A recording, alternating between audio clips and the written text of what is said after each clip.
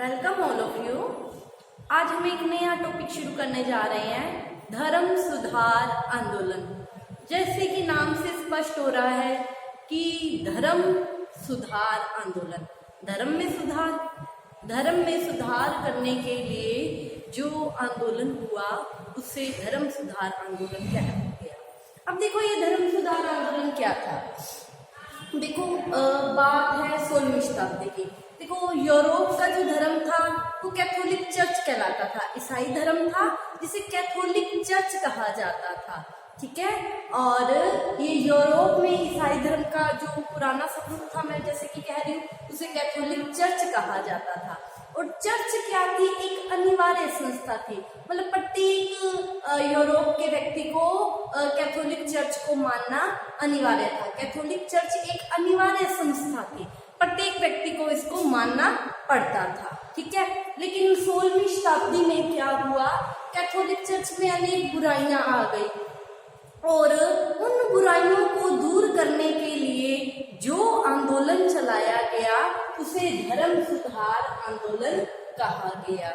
Catholic ईसाई धर्म का जो पुराना स्वरूप था, यूरोप में ईसाई धर्म प्रचलन में था और ईसाई धर्म का जो पुराना स्वरूप था उसे कैथोलिक चर्च कहा जाता था।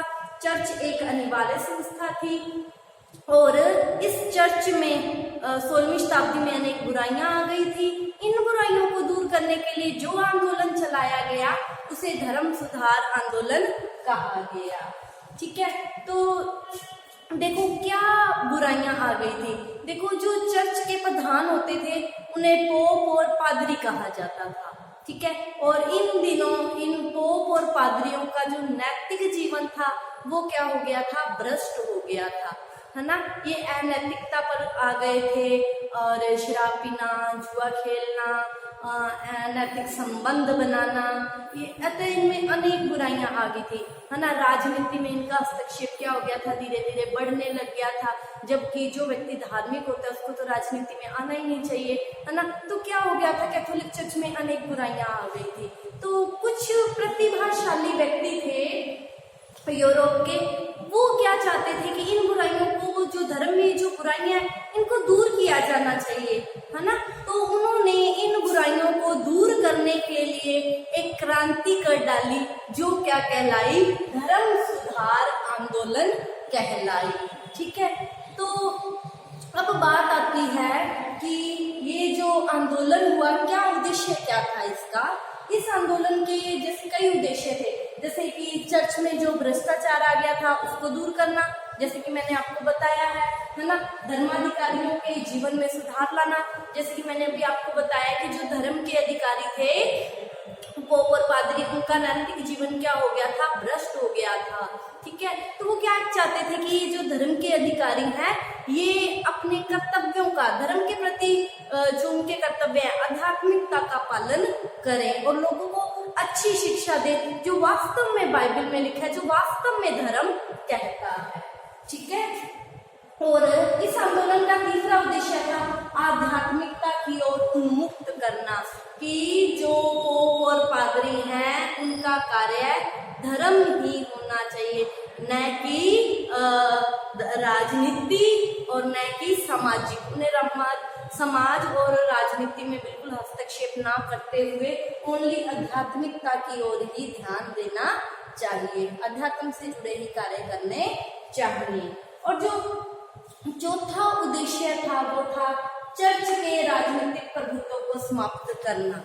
देखो ये जो पोप और पादरी थे इनका राजनीति में भी इन्हीं लोगों का बोलबाला था, और राजा क्या था, नाम मात्र का रह गया था, है ना।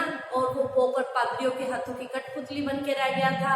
और राजनीति में जब इनका प्रभाव बढ़ने लग गया तो ये धर्म की ओर इनका जो झुकाव था वो कम हो गया, तो लोग राजनीति में इनके प्रभाव को समाप्त करना चाहते थे। इसीलिए उन्होंने इन उद्देश्यों की पूर्ति के लिए धर्म सुधार आंदोलन चलाया, ठीक है।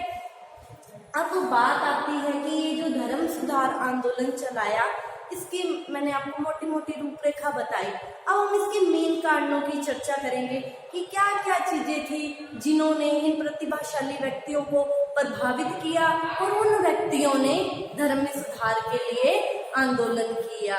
ठीक है, क्या ऐसे कारण थे और क्या ऐसी उस समय की परिस्थितियां थी, अब हम उनके बारे में पढ़ते हैं। तो देखो, धर्म सुधार आंदोलन का जो पहला कारण माना जाता है वो माना जाता है पुनर्जागरण। जैसे कि मैंने आप लोगों को इससे पहले पुनर्जागरण नहीं पढ़ाया था, तो मैंने आपको पुनर्जागरण के बारे में बताया था कि 14वीं शताब्दी से लेकर 16वीं शताब्दी का जो इतिहास है वो यूरोप के इतिहास में पुनर्जागरण काल के नाम से जाना जाता है। ठीक है, पुनर्जागरण से पहले क्या था कि लोग स्वतंत्र नहीं थे, पोप और पादरियों के कहे अनुसार चलते थे, उनमें स्वयं चिंतन करने की कोई क्षमता तो थी लेकिन वो उसका प्रयोग नहीं करते थे।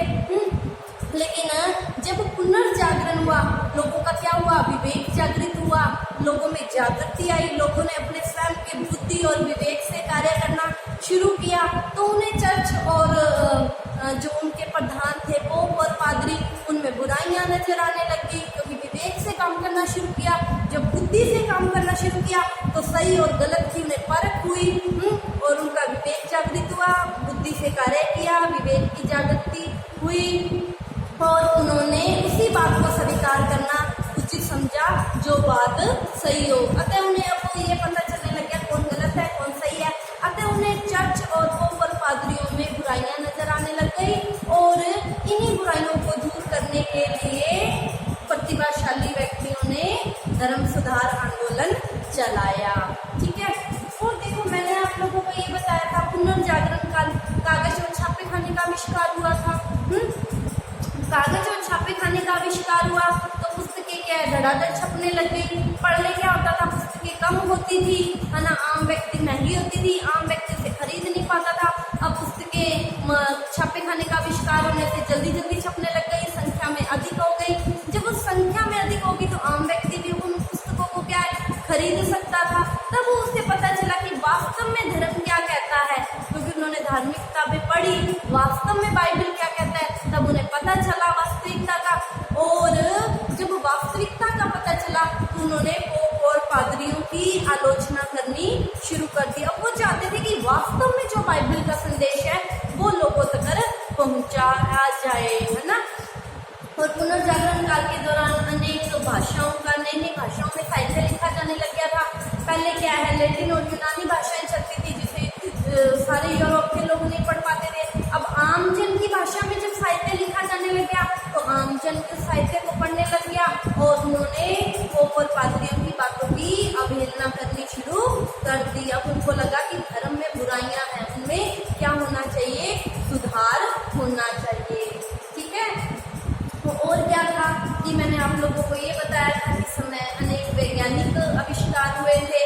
जब ये वैज्ञानिक आविष्कार हुए तो पोप और पादरियों की जो मान्यताएं थी उनका खंडन होने लग गया। जैसे पोप और पादरी क्या कहते थे, ब्रह्मांड का केंद्र पृथ्वी है ना, और कोपरनिकस ने सिद्धांत का खंडन किया, लेकिन पोप और पादरियों ने इस बात को नहीं माना। गैलीलियो ने दूरबीन का आविष्कार किया तो ग्रहों को चक्कर लगाते हुए देखा गया। तो क्या हो गया, पोप और पादरियों की जो मान्यताएं थी इनका धीरे धीरे पुनर्जागरण के कारण क्या होने लग गया, खंडन होने लग गया।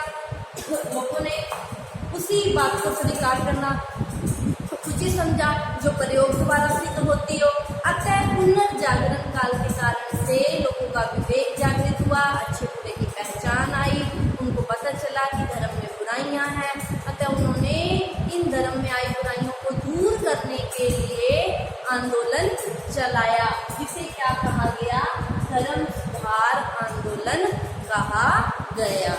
ठीक है, ये धर्म सुधार आंदोलन का पहला कारण माना जाता है और यहीं से धर्म सुधार आंदोलन की शुरुआत भी मानी जाती है। ठीक है, अब क्या है दूसरा कारण, चर्च के संगठन में दोष।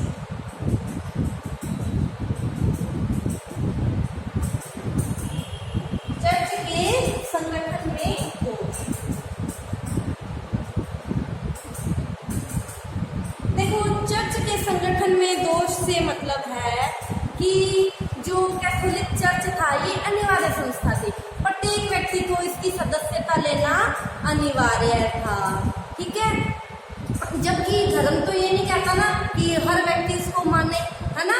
तो धर्म क्या कहता है कि जो आपको अच्छा लगे, है ना, व्यक्ति दिल से आए, वही इसके लिए धर्म है। लेकिन चर्च क्या है, इसके संगठन में अनेक दोष आ गए थे। चर्च को एक अनिवार्य संस्था बना दिया गया था। प्रत्येक ईसाई व्यक्ति को इसकी सदस्यता लेनी जरूरी थी और अपनी आय का कुछ हिस्सा पोप और पादरियों को देना पड़ता था, ठीक है। और क्या था कि ये जो संगठन था, चर्च नामक संगठन, ये दूषित हो चुका था। क्यों? क्योंकि ये जो संगठन था चर्च, इसके जो प्रधान थे पोप और पादरी, वो लोग क्या हो गए थे, भ्रष्ट हो गए थे। उनको वास्तव में तो धर्म का ज्ञान नहीं था और पैसों के आधार पर अब उनकी नियुक्ति होने लग गई थी। अब जिसको खुद को ज्ञान नहीं है वो दूसरे को क्या ज्ञान देगा, है ना। तो चर्च के संगठन में अनेक दोष आ जाना भी धर्म सुधार आंदोलन का कारण था, ठीक है। अब हम लोगों ने इस धर्म सुधार आंदोलन के बारे में, इसके अर्थ के बारे में जाना। मैं एक बार आपको फिर से रिपीट करती हूँ कि ईसाई धर्म में का जो परंपरागत स्वरूप था कैथोलिक चर्च कहलाता था। कैथोलिक चर्च में अनेक बुराइयां आ गई थी। 16वीं शताब्दी में क्या हुआ था, उन बुराइयों को दूर करने के लिए एक आंदोलन चलाया गया जिसे क्या कहा गया था, धर्म सुधार आंदोलन कहा गया। क्यों? क्योंकि धर्म में सुधार को लेकर हुआ था, ठीक है। और धर्म में बुराइयां किस वजह से आ गई थी, जो धर्म के प्रधान थे, चर्च संगठन के जो प्रधान थे पोप और पादरी, इनकी वजह से धर्म में क्या आ गई थी, बुराइयां आ गई थी, ठीक है। अगला जो कारण है उसको हम कल की क्लास में कंटिन्यू करेंगे। आज इतना ही। Thank you.